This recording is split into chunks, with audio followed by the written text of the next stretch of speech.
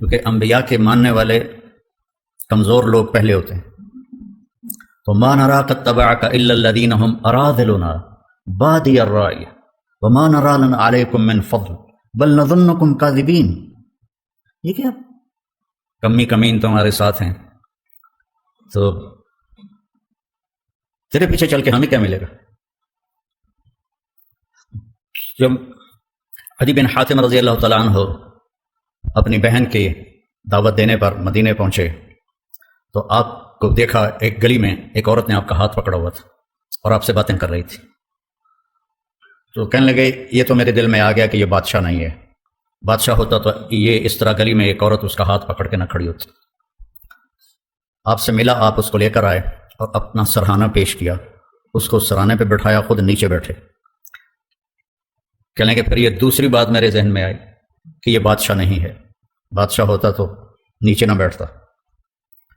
تو آپ نے دعوت دی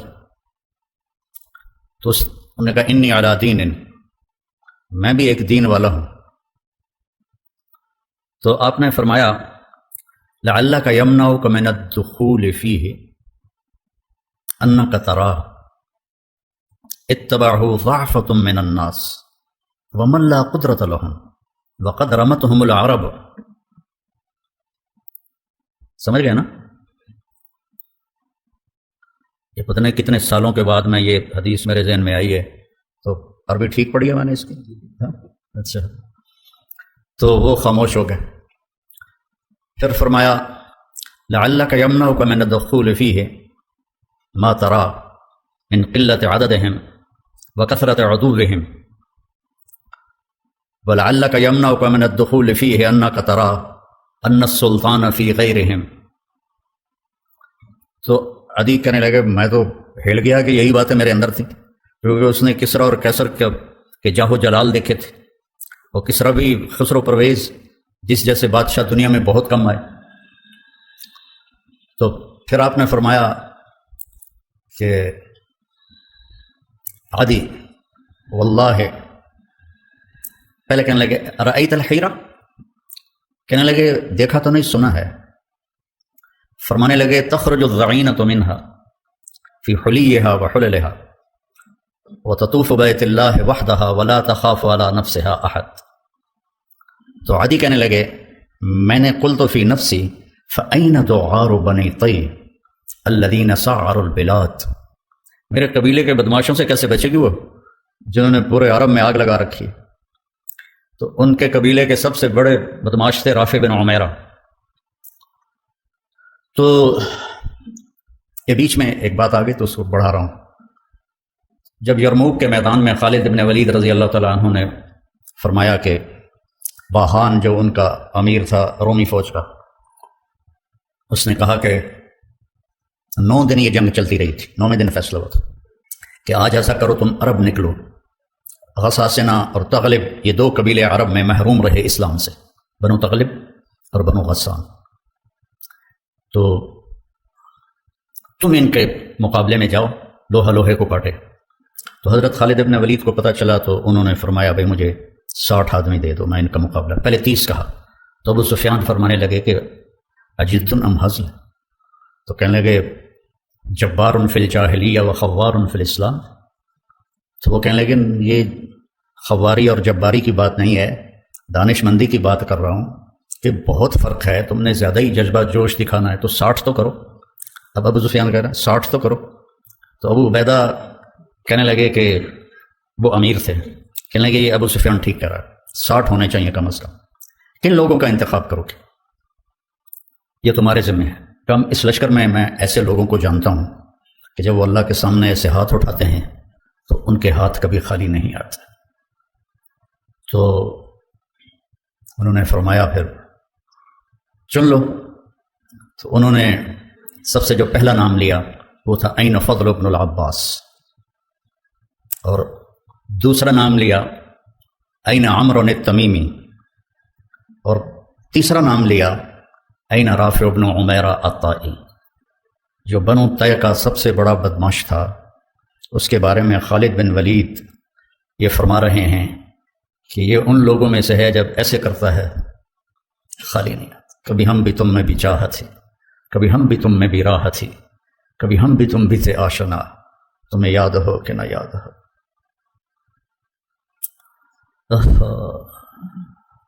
یا ابن آدم انی لک محب، یا ابن آدم،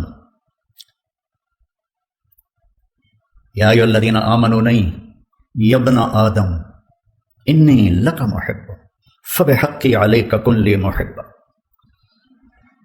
تو وہاں سے تو یہ ندا آج بھی ہے، کبھی ہم بھی تم میں بھی چاہت تھی، کبھی ہم بھی تم میں بھی راہ تھی، کبھی ہم بھی تم بھی تھے آشنا، تمہیں یاد ہو کہ نہ یاد ہو۔ وہ پھر باتیں ادھر ادھر ہو رہی ہیں۔ پہلا لشکر جو شام میں داخل ہوا وہ عامر ابن عاص کا تھا رضی اللہ عنہ، 8000 کا دستہ تھا ان کا۔ تو انہیں پتہ نہیں تھا اور روم تیاری کر کے بیٹھے تھے۔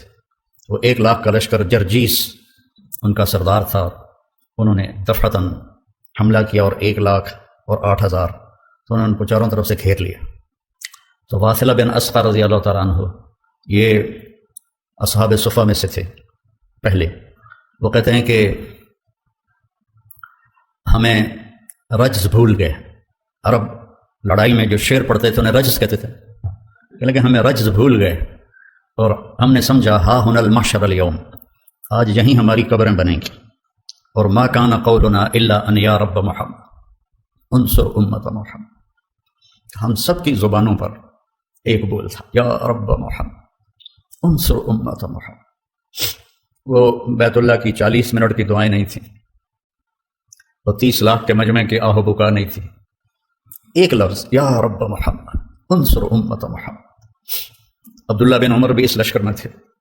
فرماتے ہیں کہ جب زوال ہوا اور سورج ڈھلا تو میری نظر پڑی آسمان پر، تو ان فرجت فی السماء فرجۃ، میں نے دیکھا آسمان پھٹ گیا، وخرجت منها خیول شہب، اور شہابی رنگ کے گھوڑے جن کے اوپر سوار، اور ان کے سفید عمامے، ویقودہم فارس، اور ان کے آگے ایک سوار، سب کے ہاتھوں میں نیزے۔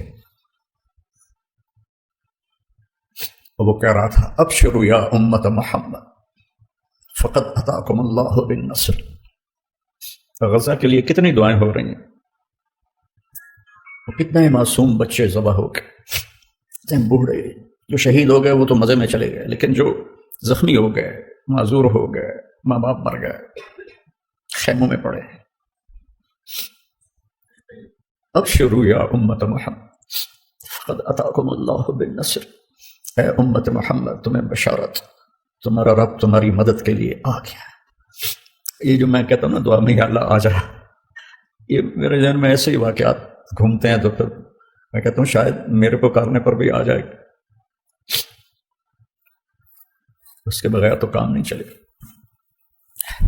تو فرماتے ہیں وہ ایسے آئے اور ہمارے سروں پر آ کے غائب ہو گئے، اور تھوڑی دیر کے بعد پورے روم کا لشکر پیٹ پھیر کے بھاگ رہا تھا، اور حضرت عامر بن عاص نے اعلان کیا کہ کوئی پیچھا نہ کرے، کہ ہم بہت تھوڑے ہیں، کوئی پیچھا نہ کرے۔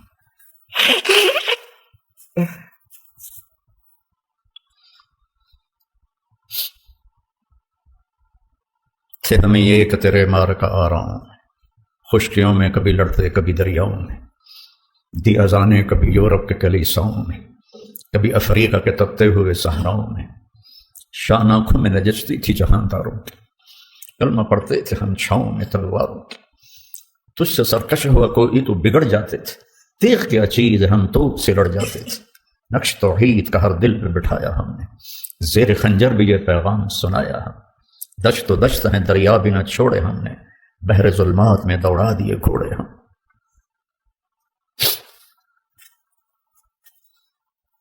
قصے ہی رہ گئے، کہانیاں رہ گئیں، بتا رہا ہوں کہ وہ دو عار کیسا بنا۔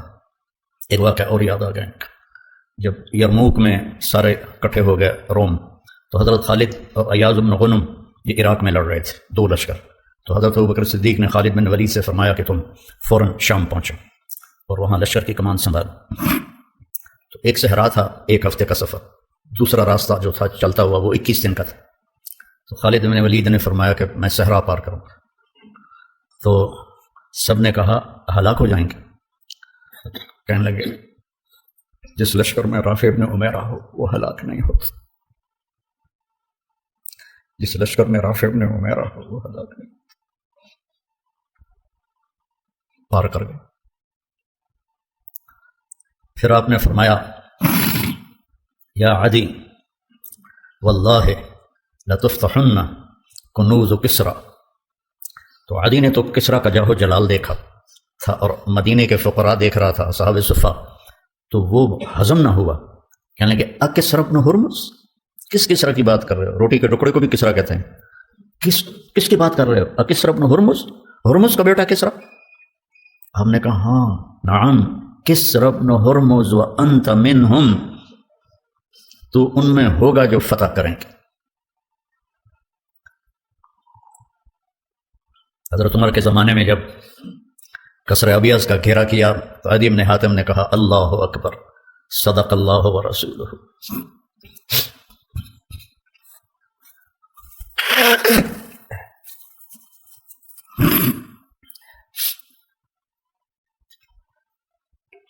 علماء کی کمی کوئی نہیں ہے، نہ مدارس کی کمی ہے، لیکن رجال کوئی نہیں ہے۔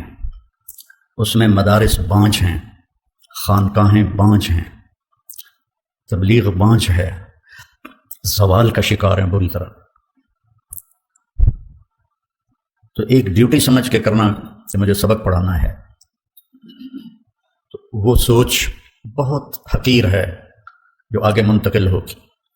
لیکن یہ سوچ کہ ہم نے اس دنیا کو چھوڑنے سے پہلے ایسے لوگ تیار کرنے ہیں جن کو دیکھ کر لوگ کہیں کہ یہ قرآن جا رہا ہے، یہ عالم جا رہا ہے۔ اب یہ اللہ کی مدد کے بغیر تو ہو نہیں سکتا۔ ایسا تو نہیں ہے کہ ہمارے پاس کوئی ایسے سکرو ہیں یا مشین ہے جس سے ہم ایسے نسل تیار کر لیں گے۔ یہ تو سراسر یہدی من یشاء ہے، جس کو چاہے وہ ہدایت دیتا ہے۔ آپ سب خوش قسمت ہیں، آپ کے اساتذہ، کہ اللہ نے آپ کو ایک انتہائی اعلیٰ ترین مصروفیت عطا فرمائی ہے۔ مدارسۃ العلم ساعۃ خیر من احیاء لیلۃ القدر عند الحجر الاسود، یہ بھی آج کوئی 20 سال بعد یاد آئی۔ مدارسۃ العلم ساعۃ، ابو ہریرہ کی روایت، خیر من احیاء لیلۃ القدر عند الحجر الاسود۔ اتنی بڑی محنت میں اللہ نے لگایا ہے، آپ خوش قسمت ہیں۔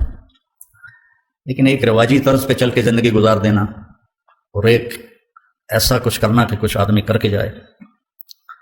میں اپنے کیمسٹری کے استاد تھے سلیم صاحب رحمۃ اللہ علیہ، وہ مجھے اضافی ٹائم دیتے تھے، کوئی ٹیوشن وہ پیسے نہیں لیتے تھے، ویسے ہی ان کو محبت ہی مجھ سے، مجھے اضافی ٹائم دیتے تھے۔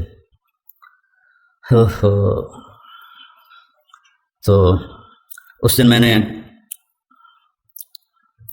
ہلکے سبز رنگ کی پتلون پہنی ہوئی تھی اور اوپر جو شرٹ تھی میری وہ بھی ہلکے سبز رنگ کی تھی، اس پر نقش و نگار تھے، اور یہ بھورے رنگ کی میرے ہاتھ میں تھی ڈائری لکھنے، نوٹس لکھنے کے لیے۔ تو چونکہ مجھے پڑھنے کا شوق نہیں تھا تو وہ ماں باپ بھی پیچھے لگے ہوئے تھے، ان کا تعلق تھا والدین سے، تو لہٰذا وہ بھی، تو غالباً وہ مجھے ترغیب دے رہے تھے کہ پڑھیا کر، ڈاکٹر بن۔